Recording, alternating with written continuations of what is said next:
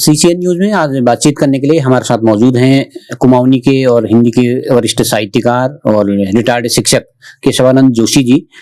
उनकी एक चर्चा ये है कि इस बीच जो है उन्होंने एक किताब का प्रकाशन किया है, उसका नाम है पितरकुड़ी करके। ये कुमाऊनी में लिखी गई किताब है। इसके बारे में हम जानकारी उनसे प्राप्त करेंगे कि इसकी काफी इस बीच समाज में चर्चा भी है, साहित्यकारों के बीच में भी चर्चा है जो साहित्य को पसंद करता है, खासकर जो कुमाऊनी साहित्य की सेवा करना चाहते हैं उनके लिए बहुत अच्छा ये साहित्य बताया जा रहा है। तो हमसे जानेंगे कि कहाँ से उनको प्रेरणा मिली, क्यों इस तरह का विचार आया और क्या इस किताब के भीतर उन्होंने इसकी रचना की है, क्या मैसेज देने का प्रयास इसके जरिए इन्होंने किया है। हम जानेंगे। हमारे साथ मौजूद हैं रिटायर्ड शिक्षक साहित्यकार केशवानंद जोशी जी। सर, पहले तो आपका स्वागत है हमारे चैनल में। धन्यवाद। पुनः से आपको, इस चैनल को भी मैं नमस्कार करता हूँ कि आपने ये सौभाग्य दिया। धन्यवाद।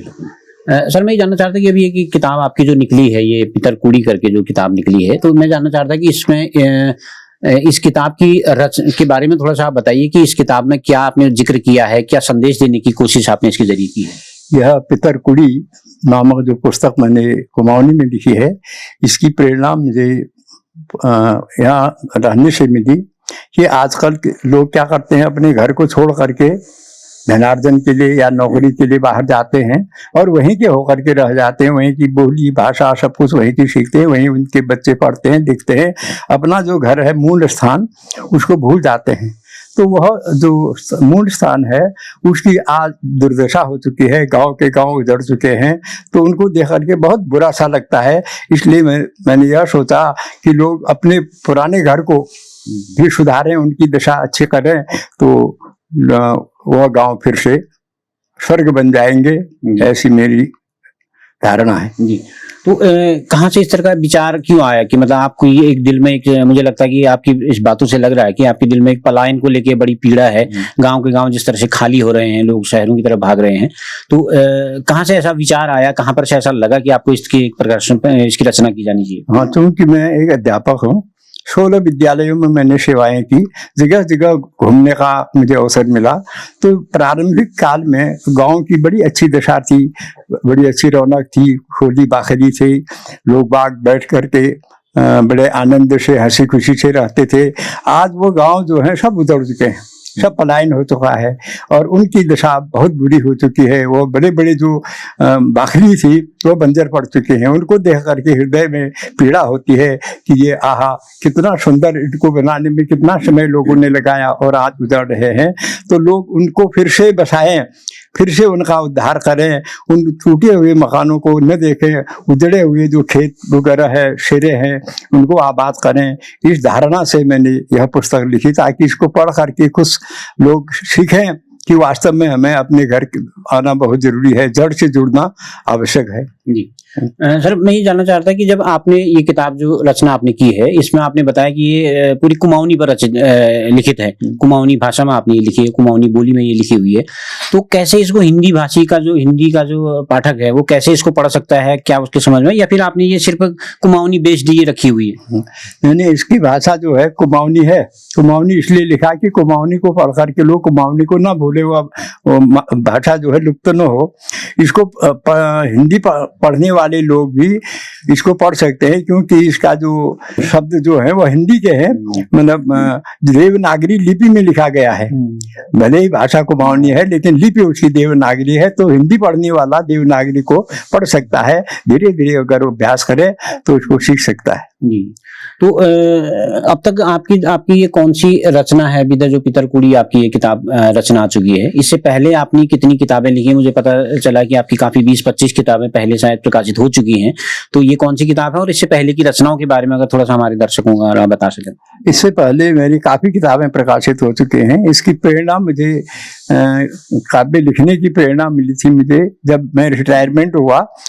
भले ही मैं बचपन से भी लिखा करता था, लेकिन स्वभाव जरा शर्मिला था, तो मैं लिखता था और फाड़ के फेंक देता था, कहीं पर उसको लिपिबद्ध नहीं करता था, संग्रह नहीं होता था। धीरे धीरे जब मैं बागेश्वर आया रिटायरमेंट के बाद, तो यहाँ पर आकर के एक हमारे पत्रकार थे कृषक बंधु पांडे जी, रमेश कृष्ण जी, वो एक दिन हया सिंह रावत जी को लेकर के यहाँ पर हमारे दुकान में आए, तो उन दोनों के साथ मेरी गहरी वार्ता हुई। मैंने उस समय कालिदास का मेघदूत जो था उसका हिंदी में रूपांतरण कर रहा था, मैं उसको भी देखा, तो उन्होंने कहा कि आप इसको कुमाऊनी में लिखेंगे तो बड़ी अच्छी बात होगी, कुमाऊं का संरक्षण हो जाएगा। तो वहां से मैंने उसको लिखना शुरू किया। पांडे जी ने ही मेरी प्रथम पुस्तक का प्रकाशन भी किया और उसका वो भी गया अनुमोदन नहीं, क्या कहते हैं, विमोचन भी करवा दिया था। तब से मैंने हिंदी को तो कम करके, भले ही हिंदी में लिखता हूँ लेकिन कुमाऊनी में ज्यादा लिखा करता हूँ, क्योंकि कुमाऊनी भाषा का प्रचार प्रसार ही हमारा एक विशेष उद्देश्य है। कुमाऊनी भाषा जो है विलुप्त न हो, ये इसको दृष्टिगत रखते हुए मैंने कुमाऊनी भाषा को अपनाया और अधिकांश मेरी पुस्तकें कुमाऊनी में लिखी गई। सर थोड़ा सा ये बता दीजिए कि जब कुमाऊनी की आपने बात की, कुमाऊनी गढ़वाली हमारी जो उत्तराखंड की अपनी बोली भाषा है, इसके संरक्षण की दिशा में आप इतनी किताबें आपने प्रकाशित की है, जाहिर सी बात है आप काफी कोशिश कर रहे हैं, तो क्या और स्तर पर भी या सरकारों के स्तर पर या अन्य साहित्यकारों के स्तर पर भी इस तरह की कोशिशें हो रही हैं जिससे हमारी कुमाऊनी गढ़वाली जो भाषा बोली है संरक्षित हो सके? यह कुमाऊनी भाषा बोली एक बार तो बहुत मंद हो चुकी थी, लेकिन वर्तमान में पहरू एक पत्रिका है जिसके संपादक हैं हया सिंह रावत जी, अल्मोड़े से प्रकाशित होती है यह पुस्तक पत्रिका। तो उसमें काफी लेख हर प्रकार से, गद्य है, पद्य है, कुमाऊनी है, नाटक है, जोड़े हैं, छपेलियां हैं, वो सब उसमें छपती है और वो गांव-गांव में पहुंचती है, तो उसके द्वारा इसका प्रसार प्रसार हो रहा है। तो वर्तमान में जो भाषा संस्थान है, भाषा संस्थान देहरादून की ओर से भी कुमाऊनी लेखकों को प्रोत्साहित किया जाता है। वर्तमान इस पितरकुड़ी पुस्तक के प्रकाशन के लिए भी मुझे उत्तराखंड सरकार से 21,000 रुपये की आर्थिक सहायता मिली थी, जिससे मैंने यह पुस्तक प्रकाशित की थी। और वैसे मैं जो पुस्तक प्रकाशित करता हूँ 8-10 प्रकाशित हो चुकी हैं और उनका विमोचन भी हो चुका है।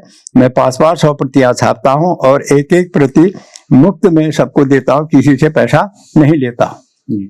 तो इस प्रकार हमारा प्रयास है कि कुमाऊनी भाषा जीवित रहे और इसका लोप न हो।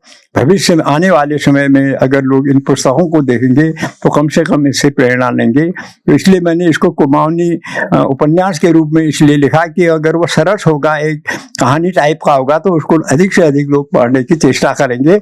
इसलिए मैंने इसको कहानी रूप में लिखा, उपन्यास के रूप में लिखा। थैंक यू सर, आपने बातचीत के लिए वक्त निकाला, इसीलिए बहुत बहुत धन्यवाद। बहुत बहुत धन्यवाद। Thank you sir. तो आप थे हमारे साथ केशवानंद जोशी जी, जो पितरकुड़ी जो पुस्तक है इसके रचनाकार हैं, इसके लेखक हैं। और इस पुस्तक के बारे में उनका कहना है कि जो गांव की जो पलायन की से गांव की जो दुर्दशा हो चुकी है, वो पलायन की पीड़ा इसमें उन्होंने जाहिर की है। और उनका कहना है कि जो लोग यहाँ से गांव छोड़ के बाहर जा चुके हैं, बाहरी प्रदेशों में, बाहरी जिलों में जा चुके हैं, वो वापस अपनी जड़ों से जुड़े और गाँव को जीवित करना जरूरी है, अपनी कुमाऊनी भाषा को जीवित करना जरूरी है, अपनी लोक संस्कृति को जीवित करना जरूरी है, उनका मानना है। तो आप भी दर्शकों से मेरा अनुरोध है कि इस पुस्तक को जरूर पढ़िए और जरूर इनसे केशवानंद जोशी जी से प्राप्त करके इस बारे में पढ़िए। और इसमें काफी मार्मिक तरीके से उन्होंने पलायन की पीड़ा को दर्शाया हुआ है। CCN न्यूज के लिए मैं सुरेश पांडे।